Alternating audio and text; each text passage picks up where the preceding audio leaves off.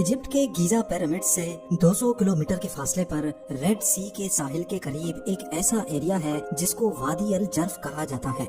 देखा जाए तो यहाँ दूर दूर तक सिर्फ बंजर लाइमस्टोन के पहाड़ और टीले मौजूद हैं। लेकिन यहाँ एक ऐसा सीक्रेट स्पॉट भी है जिसमें कुछ ऐसे राज छुपे हैं जिनको आज से 4500 साल पहले दफन किया गया था। जी हाँ, इस वीरान जगह पर रेगिस्तान के बीचों बीच एक लाइमस्टोन का टीला है जो ऊपर से देखने पर तो एक मामूली टीला लगता है, लेकिन इसके अंदर पत्थरों को काट कर कई सुरंगें बनाई गई थी और इन सुरंगों को हजारों टन वजनी पत्थरों की मदद से ब्लॉक किया गया था। 45 सदियों पहले एंशिएंट इजिप्शियंस ने यहाँ कुछ तो ऐसा जरूर छुपाया था जो वो दुनिया के सामने नहीं लाना चाहते थे।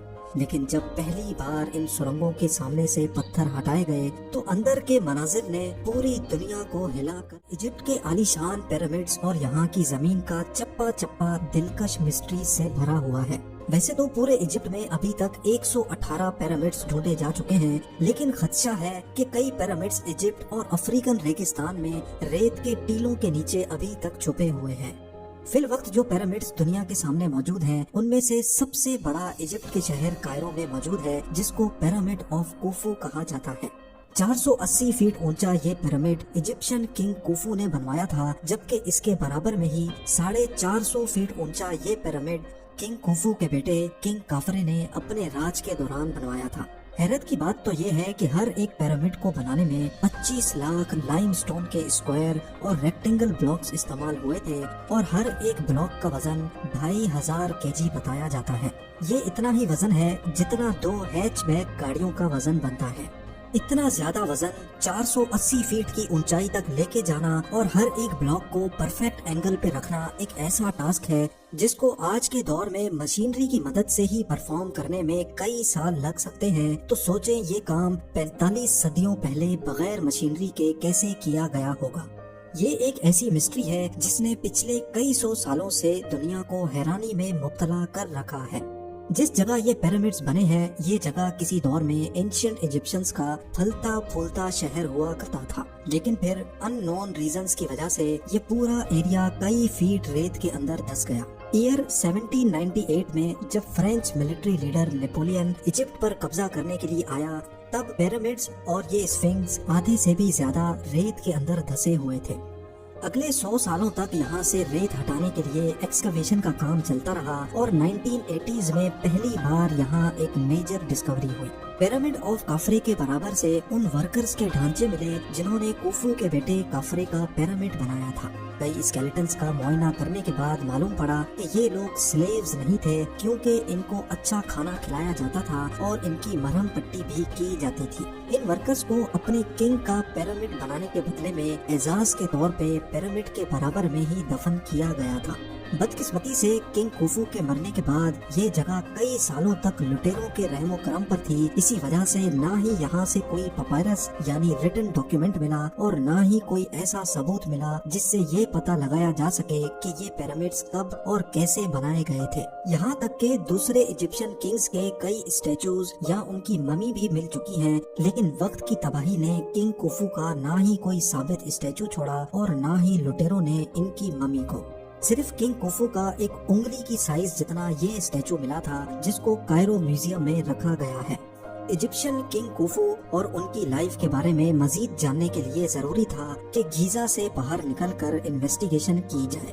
पिरामिड साइट से 200 किलोमीटर के फासले पर रेड सी के साहिल पे आर्कियोलॉजिस्ट को एक पुराना सी पोर्ट मिला, जिस पर शक था कि ये किंग कुफू के दौर में इस्तेमाल किया जाता था।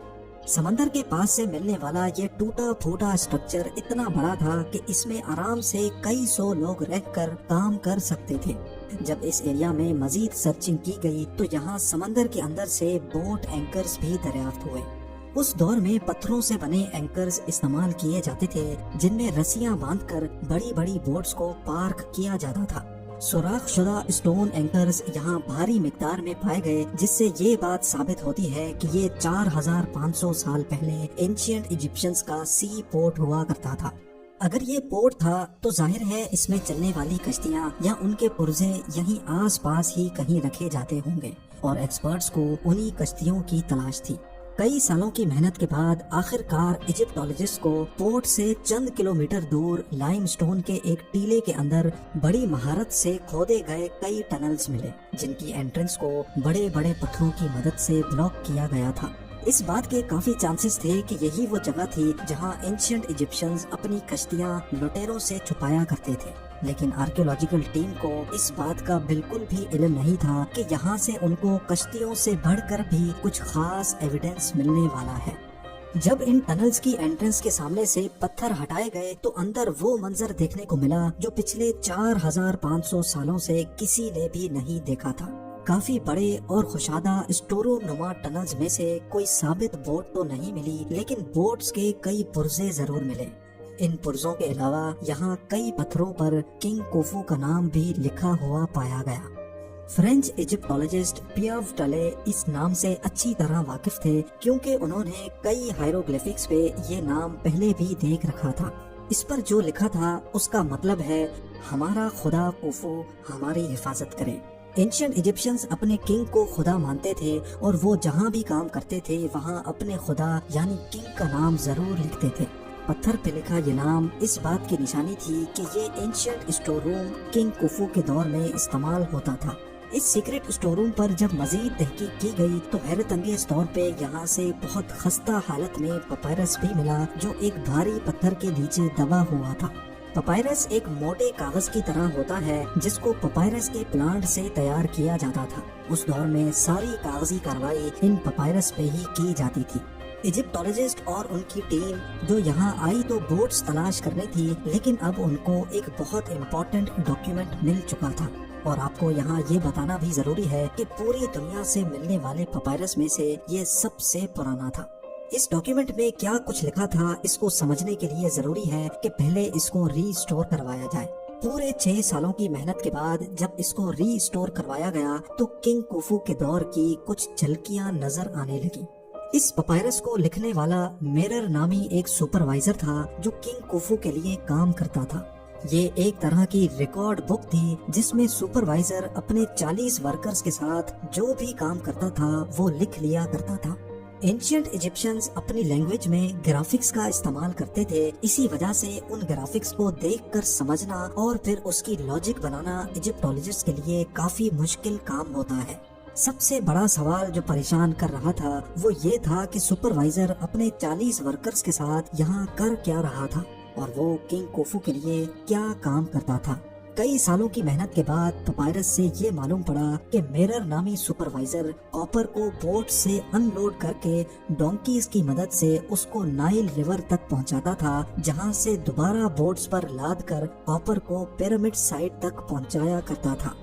یہ انفارمیشن جان کر ایجپٹولوجسٹ کو ساری کہانی سمجھ آنے لگی۔ اس دور میں آئرن تو ہوا نہیں کرتا تھا، اسی وجہ سے میرر اور اس کی ٹیم بوٹس میں بیٹھ کر سمندر کے اس پار سائنائی پیننسولا جایا کرتے تھے۔ سائنائی میں آج بھی خاصا کاپر پایا جاتا ہے اور وہاں سے کاپر کو لوڈ کر کے وہ واپس پورٹ پہ آتے تھے۔ کاپر کو وہ ڈونکیز پر لاد کر نائل ریور تک لے کر جاتے تھے، جہاں سے دوبارہ ان کو کشتیوں میں لاد کر پیرامڈ سائٹ تک ڈیلیور کر دیا کرتے تھے۔ ایجپٹولوجسٹ کا ماننا ہے کہ صرف ایک باری میں ہی وہ اتنا زیادہ کاپر ڈیلیور کر دیتے ہوں گے کہ اگلے 2 سالوں تک دوبارہ ضرورت نہیں پڑتی ہوگی، اور تبھی ان 2 سالوں کے لیے وہ اپنی بوٹس کو ڈس اسمبل کر کے وادی الجرف کے اس سیکرٹ اسٹور روم میں رکھ دیا کرتے تھے۔ لیکن سوال یہ ہے کہ پیرامڈ کی کنسٹرکشن میں کاپر کہاں استعمال ہوتا تھا، جبکہ یہاں تو صرف لائم سٹون اور گرینائٹ کے پتھر ہی نظر آتے ہیں۔ اصل میں کاپر کی مدد سے وہ ٹولز بناتے تھے جن کو لائم سٹون کے بلاکس بنانے میں استعمال کیا جاتا تھا۔ پیرامڈ سائٹ سے چند کلومیٹر کے فاصلے پر موجود لائم سٹون کے بڑے بڑے پہاڑ موجود ہیں اور اس جگہ کو ٹورا کہا جاتا ہے۔ ایجپٹولوجسٹ کو اس جگہ سے کئی ثبوت مل چکے ہیں جس سے یہ ظاہر ہوتا ہے کہ پیرامڈ بنانے کے لیے لائم سٹون کے بلاکس یہیں سے کاٹے جاتے تھے۔ لیکن آخر کیسے 2.5 ٹن وزنی بلاکس کو پہاڑ سے الگ کیا جاتا تھا اور وہ بھی پرفیکٹ شیپ میں؟ یہ جاننے کے لیے ضروری تھا کہ کاپر ٹول کی مدد سے خود ایکسپیریمنٹ کیا جائے۔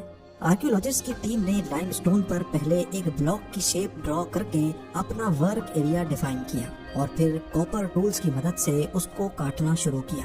پہلے تو لائم سٹون کو کاٹنے میں کافی مشکل ہو رہی تھی، لیکن پھر پانی کا استعمال کیا گیا۔ پانی کے چھڑکاؤ کے بعد یہ نوٹس کیا گیا کہ لائم سٹون کو کاٹنے کی اسپیڈ 5 ٹائمز بڑھ گئی ہے۔ 5 ورکرز کو ایک بلاک کاٹنے میں پورے 8 دن لگ گئے۔ لیکن آرکیولوجسٹ کا ماننا ہے کہ اینشینٹ ایجپشنز کیونکہ کافی ایکسپیرینس تھے، اسی وجہ سے وہ یہ کام 4 سے 5 دن میں ہی کر لیتے ہوں گے۔ ایجپٹولوجسٹ اور آرکیولوجسٹ کو کوفو پیرامڈ کی کنسٹرکشن کی گتھیاں اب سلجھتی دکھائی دے رہی تھی۔ صرف ایک امپورٹنٹ ڈاکیومنٹ ہاتھ لگنے سے وہ اب یہ جان چکے تھے کہ کاپر کہاں سے امپورٹ کیا جاتا تھا، ایک سپروائزر کے ساتھ 40 ورکرز کی ٹیم کیسے اپنی بوٹس کو وادی الجرف میں سیکرٹ اسٹور روم میں چھپایا کرتی تھی، اور لائم سٹون کے بڑے بڑے بلاکس کو کیسے کاپر ٹولز کی مدد سے کاٹا جاتا تھا۔ ایکسپرٹس کی ٹیم کو اب یہ جاننا تھا کہ لائم سٹون کے بلاکس کاٹنے کے بعد ان کو پیرامڈ کے ٹاپ پر 480 فیٹ کی اونچائی تک کیسے پہنچایا جاتا تھا۔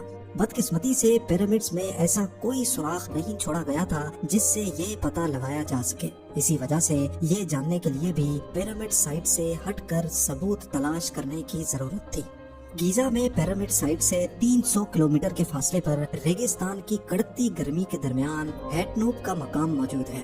یہاں آرکیولوجسٹ کی ٹیم کو وہ جگہ ملی جہاں سے اینشینٹ ایجپشنز اسٹیچوز بنانے کے لیے ایک خاص قسم کا اسٹون نکالا کرتے تھے۔ یہ پتھر ایجپشن ایلیباسٹر کے نام سے جانا جاتا ہے، جس سے ایجپشن کنگز اپنے اسٹیچوز بنوایا کرتے تھے۔ اتنے بڑے اسٹیچو بنانے کے لیے ظاہر ہے یہاں سے کافی بڑا اسٹون نکالا جاتا ہوگا، اور وہ بھی 1 پیس میں۔ زمین کے کئی فٹ نیچے اس خاص اسٹون کو نکال کر اوپر کیسے لایا جاتا تھا، یہی جاننے کے لیے 100 سے بھی زیادہ ورکرز اور آرکیولوجسٹ کی ٹیم یہاں آئی تھی۔ یہ سائٹ بھی آرکیولوجسٹ کے لیے کافی خاص تھی کیونکہ یہاں بھی کنگ کوفو کا نام جگہ جگہ پر پایا گیا تھا۔ پچھلی 45 صدیوں سے اس اسٹون کواری پر کوئی کام نہیں کیا گیا تھا، اسی وجہ سے وقت کے گزرتے یہاں کافی ریت اور ملبہ اکٹھا ہو گیا ہے۔ لیکن ایکسپرٹس کافی پر امید ہیں کہ ان کو یہاں سے کچھ خاص انفارمیشن ضرور ملے گی۔ کئی مہینوں تک یہاں کھدائی کا کام چلتا رہا، لیکن ملبے کے سوا یہاں سے کچھ نہ مل سکا۔ پر آخر کار وہ دن آ ہی گیا جب یہاں سے پہلا سوراخ ملا۔ زمین سے کئی فٹ نیچے ملبے کے نیچے دبی ہوئی اسٹیئرز اور ایک ریمپ نما چیز ظاہر ہوئی۔ مزید کھدائی کے بعد اسٹیئرز پر کچھ انوکھے گڈھے بھی ابھر کر سامنے آ گئے۔ دونوں سائڈوں پر اسٹیئرز، بیچ میں ریمپ جس کی سلوپ 25% کے آس پاس تھی، اور اسٹیئرز پر بنے انوکھے گڈھے آخر کیوں بنائے گئے تھے؟ ایکسپرٹس کا ماننا تھا کہ یہ سب کچھ کواری سے نکلنے والے اسٹون کو اوپر لے کر جانے کے لیے ہی بنایا گیا تھا۔ کافی سوچ وچار کے بعد یہ نتیجہ نکالا گیا کہ ان گڈھوں میں لکڑی کے تنے ڈالے جاتے تھے۔ اسٹون کا بڑا بلاک جن کو رسیوں سے باندھا جاتا تھا، اور وہ رسیاں ان لکڑی کے تنوں سے ٹوسٹ ہو کر جاتی تھی، جس سے ورکرز کو اسٹون کھینچنے میں آسانی ہوتی تھی۔ یہ مانا جا سکتا ہے کہ یہ لکڑی کا تنا اس دور میں پلی کا کام کرتا تھا۔ ماڈرن کرینز اور لفٹرز میں بھی آپ نے پلی سسٹم دیکھا ہوگا۔ پلی کے استعمال کرنے سے کرین کی موٹر پر لوڈ 50% تک کم ہو جاتا ہے۔ یہ بات اب کافی کلیئر ہو چکی تھی کہ بیچ والے ریمپ پہ اسٹون کا بلاک رکھا جاتا تھا، جبکہ دونوں سائڈز کی اسٹیئرز پر ورکرز رسیوں اور لکڑی کے تنے کی مدد سے اسٹون بلاک کو اوپر کھینچا کرتے تھے، جبکہ اسٹون بلاک کی فریکشن کو کم کرنے کے لیے ریتی کا استعمال بھی کیا جاتا ہوگا۔ آرکیولوجسٹ اور ایکسپرٹس نے ہزاروں کیجی وزنی اسٹون بلاک کو اوپر لے کر جانے والی مسٹری کو اب کافی حد تک سالو کر دیا تھا۔ اگر ہیٹنوپ کے مقام پر اس اسٹون کواری سے اسی میتھڈ کے تھرو اسٹون بلاک کو اوپر لفٹ کیا جاتا تھا، تو اس بات کے کافی زیادہ چانسز ہیں کہ پیرامڈ کی کنسٹرکشن کے دوران بھی اسی قسم کے ریمپس بنائے جاتے ہوں گے، اور وہاں بھی لائم اسٹون کے بلاکس کو ایسے ہی اوپر کھینچا جاتا ہوگا۔ ناظرین، دی گریٹ پیرامڈس کو بنے 4500 سال گزر چکے ہیں، اور پچھلے 300 سالوں سے انہوں نے پوری دنیا کو الگ الگ مسٹریز میں الجھا کر رکھا ہے۔ بے شک آرکیولوجسٹ اور ایکسپرٹس ان پیرامڈس کے بارے میں کافی کچھ جان چکے ہیں، لیکن آج بھی پیرامڈس کی کنسٹرکشن کو دنیا کی سب سے بڑی مسٹری مانا جاتا ہے، جس کو سالو کرنے کے لیے ریسرچ ابھی تک چل رہی ہے۔ امید ہے زیم ٹی وی کی یہ ویڈیو بھی آپ لوگ بھرپور لائک اور شیئر کریں گے۔ آپ لوگوں کے پیار بھرے کامنٹس کا بے حد شکریہ۔ ملتے ہیں اگلی شاندار ویڈیو میں۔